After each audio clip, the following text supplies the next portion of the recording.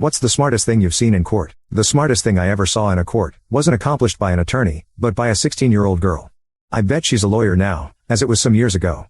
If not, she's surely doing something that requires similar talents and abilities, because she removed a threat and constant victimizer from our community when lawyers couldn't.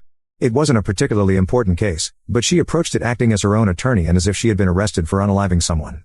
She even brought her own self-produced Technicolor slide and video shows.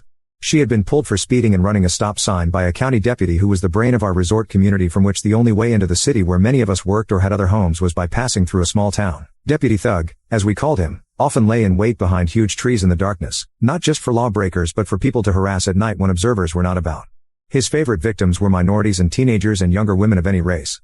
He never pulled mature men, even if they were flying low, or older women, maybe for fear of husbands and sons, or maybe they reminded him of his mother. Almost all of our law enforcement officers were extremely polite and courteous, even if they hauled you off to jail. But people were afraid of this man. Everyone, even other deputies, knew that those he pulled were far more likely to be innocent than guilty and that he threatened violence and set people up, but no one had been able to prove it, with or without lawyers. Deputy Thug was not merely a liar, but a bully with no one controlling him. He was proud of his reputation for the most tickets, the most arrests, the most feared, etc. He yelled, screamed, called names, demanded people, especially boys, get out of cars so he could shove them around and try to provoke them into something he could arrest them for. He threatened, he intimidated, he accused them of serious crimes. I know it was true, because I saw it, and spoke up about it, and later I was also targeted. He was nasty and very threatening until I convinced him I knew my rights, and for reasons not worth going into here, he wouldn't be as likely to win my kind of fight as he would a violent one against a teenage boy. Miss 16-year-old approached the docket like Perry Mason pretending to be Columbo. You would have to see it and hear a lot of detail to get the brilliance of how she set him up, but just to simplify it, she asked him question after question, about what she did, where she was, why that was illegal, where he was, what he saw, what he did, when he did it, on and on. She repeated every important question, asking twice if he were absolutely sure beyond a doubt. Of course, he would answer, arrogant and condescending, tough, counterattacking, apparently not suspecting a trap being laid. Since she refuted nothing he said, even seemed to be accepting his lies and a bit chagrined at times, the 200 or so of us in the courtroom felt sorry for her. Deputy Thug was verbally beating her up to the extent the judge would let him, and we were losing hope that she had anything to offer to support her case, until she finished her line of inquiry and turned on the visuals.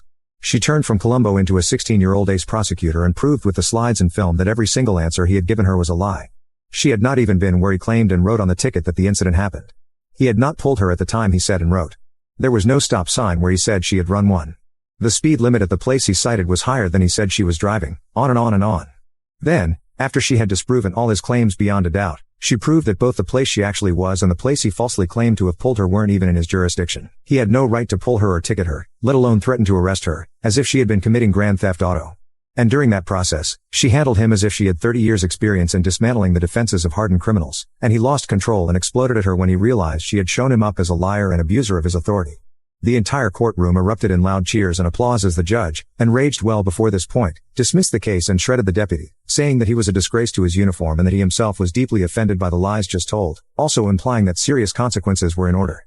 Unfortunately, the judge had no control over police personnel, and Deputy Thug was not fired.